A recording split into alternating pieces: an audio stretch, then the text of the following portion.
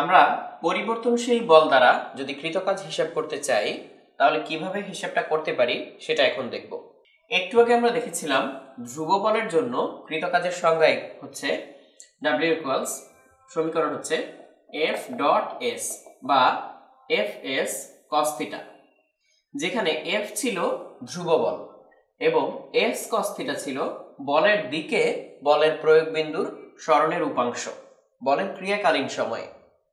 এখন আমরা যদি পরিবর্তনশীল বল দ্বারা কৃতকাজ হিসাব করতে চাই, যেমন পরিবর্তনশীল বল এরকম আমরা একটা নিতে পারি যে একটি স্প্রিং, এই স্প্রিং এর মাথায় ধরে যদি আমি টান দিই তাহলে স্প্রিংকে আমি টেনে যত প্রসারিত করব স্প্রিং তত বেশি প্রত্যয়নী বল দিবে। তার মানে এখানে স্প্রিং কর্তৃক প্রযুক্ত বলের মানটা ধ্রুব থাকে না, সরণের সাথে সাথে বাড়তে থাকে। স্প্রিংকে আমি যদি একটুখানি টেনে ধরি তাহলে ও যতটুকু প্রত্যয়নী বল দিবে বা আগের জায়গায় ফেরত আসতে যে পরিমাণ আমাকে বাধা দিবে সেটা যদি আরো বেশি সরণ ঘটাই তাহলে কিন্তু আরো বেশি বল সে প্রয়োগ করবে। তাহলে এটা এক ধরনের পরিবর্তনশীল বল, যেখানে বলের মানটা ধীরে ধীরে চেঞ্জ হচ্ছে সরণের সাথে, কিন্তু এখানে আপাতত দিকটা একই থাকে। যেমন আমি যতই সরণ ঘটাই, এটা হচ্ছে স্প্রিং এর সাম্যাবস্থা, এখান থেকে যত এদিকে সরণ ঘটাবো সে তত উল্টা দিকে বেশি বল প্রয়োগ করবে। এখানে বলের দিকটা ওর স্প্রিং কর্তৃক প্রযুক্ত বল অর্থাৎ প্রত্যয়নী বলের দিকটা সেম থাকবে, কিন্তু সরণের সাথে সাথে বলের মানটা বাড়তে থাকবে। তাহলে এটা এক ধরনের পরিবর্তনশীল বল। একটা স্প্রিংকে তার সাম্যাবস্থা থেকে বা এক মাথা যদি আমি দৃঢ় অবলম্বনে আটকাই তাহলে অন্য মাথাকে তার আদি অবস্থান থেকে একক সরণ ঘটাতে যতটুকু বল প্রয়োগ করতে হয় বা একক সরণ ঘটানোর পর এই পয়েন্টে যতটুকু প্রত্যয়নী বল আমি টের পাবো সেটাকে আমি বলবো হচ্ছে স্প্রিং এর স্প্রিং কনস্ট্যান্ট বা স্প্রিং ধ্রুবক। তাহলে যেমন এক্স পরিমাণ সরণ ঘটাতে যদি এফ পরিমাণ বল দরকার হয়, এক্স পরিমাণ সরণ ঘটাতে যদি এফ পরিমাণ বল দরকার হয় তাহলে একক সরণ ঘটাতে কতটুকু বল দরকার? এক্স পরিমাণ সরণ ঘটাতে এফ পরিমাণ বল, তাহলে একক সরণ ঘটাতে বলের পরিমাণ দরকার এফ বাই এক্স। তাহলে এটাই হচ্ছে স্প্রিং কনস্ট্যান্ট বা স্প্রিং ধ্রুবক, যাকে আমরা কে দিয়ে লিখতে পারি। তাহলে এফ ইকুয়ালস আমরা লিখতে পারি কে এক্স, যেখানে কে হচ্ছে স্প্রিং কনস্ট্যান্ট, এফ হচ্ছে প্রযুক্ত বল আর এক্স হচ্ছে সরণ। তাহলে আমি এদিকে এফ বল প্রয়োগ করলাম, এদিকে এক্স পরিমাণ সরণ হচ্ছে, তাহলে স্প্রিং কনস্ট্যান্টকে লেখা যায় কে দিয়ে। তাহলে সমীকরণটা দাঁড়ায় এফ ইকুয়ালস কে এক্স। এটাই হচ্ছে পরিবর্তনশীল বলের একটা সমীকরণ, যেখানে এক্স এর সাথে সাথে এফ এর মানটা পরিবর্তিত হচ্ছে। আমি যদি স্প্রিং কর্তৃক প্রযুক্ত বল হিসাব করতে চাই অর্থাৎ প্রত্যয়নী বল, সেটার দিক কিন্তু হবে বিপরীত দিকে। তাহলে স্প্রিং কর্তৃক প্রযুক্ত বল অর্থাৎ প্রত্যয়নী বল লিখতে গেলে আমাকে লিখতে হবে এফ ইকুয়ালস মাইনাস কে এক্স। আর আমি যদি আমার প্রয়োগকৃত বল লিখতে চাই, যেটা দিয়ে আমি স্প্রিংকে প্রসারিত করব, তখন হবে এফ ইকুয়ালস সিম্পলি কে এক্স। স্প্রিং এরটা লিখলে মাইনাস কে এক্স হবে তখন। তাহলে এটা হচ্ছে আমাদের পরিবর্তনশীল বল, এই ক্ষেত্রে এফ ইকুয়ালস কে এক্স। এখন আমরা এই পরিবর্তনশীল বল দ্বারা কাজ হিসাব করতে চাই, তাহলে আমরা ধরে নিচ্ছি এখানে বল হচ্ছে এফ ইকুয়ালস কে এক্স। এই বল প্রয়োগ করে আমরা এর সরণ ঘটাবো। ধরলাম শুরুতে ওর অবস্থান ছিল x1 এ এবং শেষে অবস্থান ছিল x2 তে। তাহলে x1 থেকে x2 পর্যন্ত আমি যদি সরণ ঘটাই তাহলে কি পরিমাণ কাজ হয় সেটা আমি হিসাব করে বের করতে চাই। এখন এটা তো পরিবর্তনশীল বল, ধ্রুব বল দ্বারা কৃত কাজের জন্য আমরা সমীকরণ জানি। যেমন এক্ষেত্রে যদি আমরা ধ্রুব বল দিয়ে কাজ করতাম তখন সমীকরণটা হয়ে যেত W equals F dot S, এইটুকুই। তাহলে এখন দেখা যাক কি করা যায়। আমরা এই যে সরণ ঘটাচ্ছি সেই সরণকে অনেকগুলো ক্ষুদ্র ক্ষুদ্র ভাগে বিভক্ত করব। যেমন আমরা এখানে খুব ছোট্ট একটা ভাগ নিলাম dx, ধরে নিচ্ছি এই ভাগটুকু হচ্ছে dx। dx কত ছোট? আমরা বলবো dx টেন্ডস টু 0, একেবারেই ছোট, কিন্তু আমি এখানে দেখানোর সুবিধার জন্য বড় করে দেখাচ্ছি। ধরা যাক এই dx কোন পর্যন্ত? শুরু থেকে একটা নির্দিষ্ট দূরত্ব পর্যন্ত। ধরা যাক শুরু থেকে নির্দিষ্ট দূরত্বটাকে আমরা ধরলাম x প্রাইম, ধরে নিচ্ছি। তাহলে x প্রাইম পয়েন্টে এসে বলের পরিমাণটা কত? x প্রাইম পয়েন্টে এসে বলের পরিমাণটা হচ্ছে, আমি ধরে নিচ্ছি f prime, f prime equals k into x prime. ওই যে বলের সমীকরণ থেকে আমরা এটা বের করলাম পরিবর্তনশীল বলের। তাহলে ঠিক এই পয়েন্টে এসে বলের পরিমাণটা হচ্ছে এফ প্রাইম ইকুয়ালস কে ইন্টু এক্স প্রাইম। এরপর আমি সরণ ঘটাবো ডিএক্স পরিমাণ। সত্যি সত্যি আমি যদি ডিএক্স পরিমাণ সরণ ঘটাই তাহলে আরেকটু বেশি বল লাগবে, কারণ যত আমি সরণ ঘটাবো তত বেশি বল। কিন্তু ডিএক্স যেহেতু আমি বলে নিলাম টেন্ডস টু জিরো, অর্থাৎ জিরোর খুব কাছাকাছি, একদমই অল্প একটু সরণ, তাহলে আমি বলতে পারি যে এই ডিএক্স সরণের জন্য বলের মানটুকু ধ্রুব। অর্থাৎ এই ডিএক্স সরণটুকু যতক্ষণ ধরে হবে ততক্ষণ ধরে আমি ধরে নিচ্ছি এই এফ এর পরিমাণটা ধ্রুব। তাহলে এফ এর পরিমাণ যদি ধ্রুব হয় তাহলে এক্ষেত্রে কৃতকাজ কত? এই এফ প্রাইম ইন্টু ডিএক্স, এতটুকু কাজ। এরপর এই ডিএক্স এর পর থেকে যদি আমি আরো ডিএক্স সরণ ঘটাই, আরো একটু ডিএক্স যদি সরণ ঘটাই, তাহলে ওই সেকেন্ড যে ডিএক্স তার শুরুতে বলের পরিমাণটা এবার নিশ্চয়ই আরেকটু বেশি, কারণ আগে তো আরেকটু ডিএক্স সরণ হয়ে গেল। তাহলে সেই বলটাকে আমি ধরলাম এফ ডাবল প্রাইম। সেটা কতটুকু হবে? K into X prime plus DX, কারণ আমি আরো একটু সরণ ঘটাচ্ছি। এই প্রথম ধাপে ডিএক্স পরিমাণ সরণ ঘটিয়ে ফেললাম, তাই এখানে আরো ডিএক্স অ্যাড করে দিলাম। তাহলে এটা হচ্ছে তার ঠিক পরবর্তী ডিএক্স এর জন্য ক্রিয়াশীল বল। সেই ডিএক্স সরণ ঘটানোর সময় আসলে বলের পরিমাণ বাড়তে থাকবে, বাট ডিএক্স যেহেতু ছোট আমি ধরে নিচ্ছি শুধু এই ডিএক্স টুকু, এই সেকেন্ড ডিএক্স টুকু সরণ ঘটানোর সময় বলের পরিমাণটা প্রায় ধ্রুব থাকে। তাহলে ধ্রুব থাকলে আমি লিখতে পারি f double prime into dx.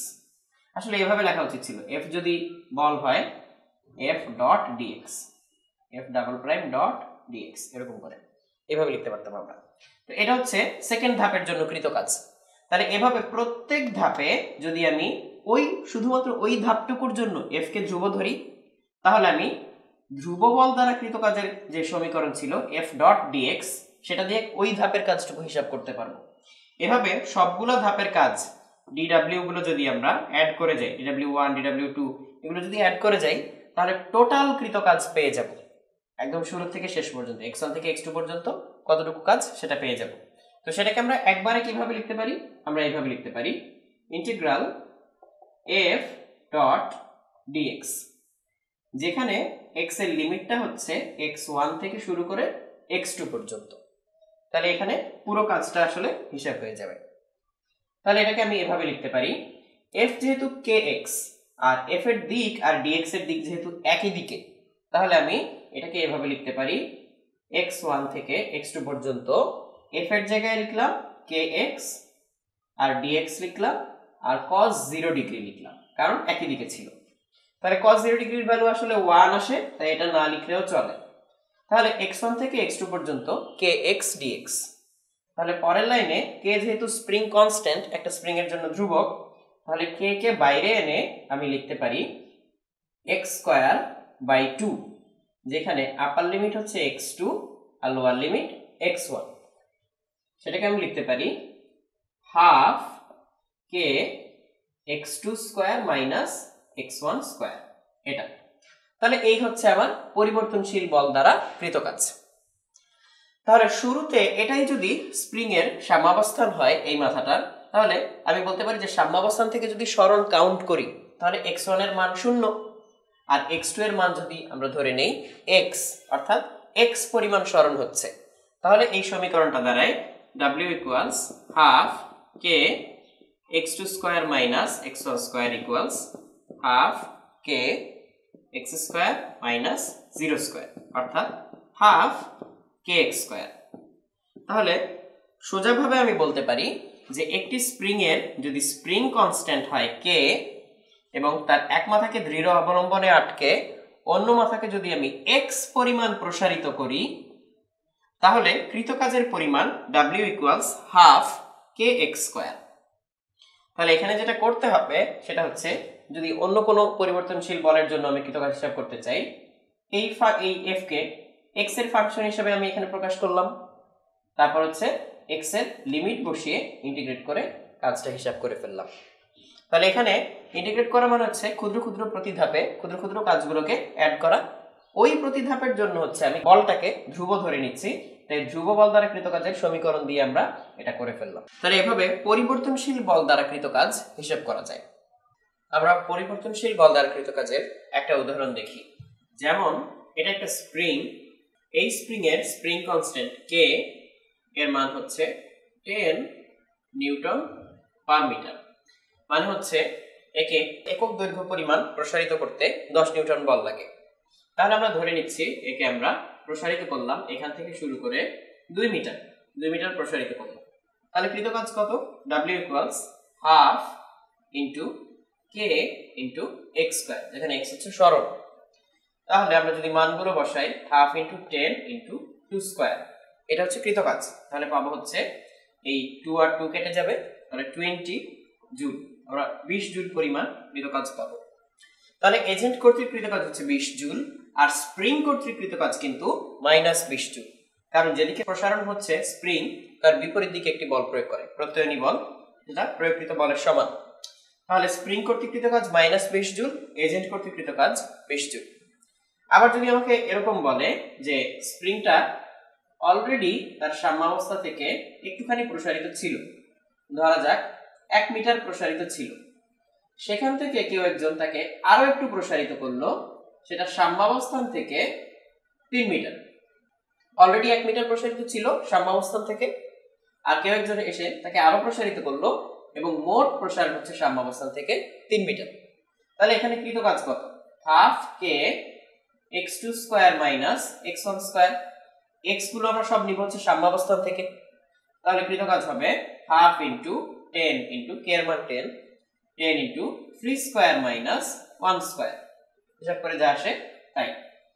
আবার যদি এরকম হয় যে একটা স্প্রিং বলা হচ্ছে তার সাম্যাবস্থান থেকে অলরেডি 1 মিটার প্রসারিত, কেউ একজন এসে তাকে আরো 3 মিটার প্রসারিত করলো, অর্থাৎ 1 মিটার আগেই ছিল, তারপর বাড়তি আরো 3 মিটার প্রসারিত করলো, তাহলে এখন কৃতকাজ কত? হাফ কে x2 square minus x1 square. x1 তো আমরা বুঝতেই পারতেছি এখানে 1, কিন্তু x2 কত? x2 কি শুধু 3? না, আমরা সবসময় তো সাম্যাবস্থান থেকে সরণটা নিই। তাহলে x1 ছিল 1 মিটার, আর x2 কিন্তু সাম্যাবস্থান থেকে টোটালটা, তার মানে 1 আর 3 টোটাল 4 মিটার। তাহলে আমি লিখবো হাফ কে এর মান হচ্ছে 10, x2 হচ্ছে 4 স্কয়ার মাইনাস x1 হচ্ছে 1, তাহলে 1 স্কয়ার। তাহলে এটা হচ্ছে এই ক্ষেত্রে কৃতকাজ। এরকম করে পরিবর্তনশীল বল দ্বারা কৃতকাজ হিসেব করা যায়।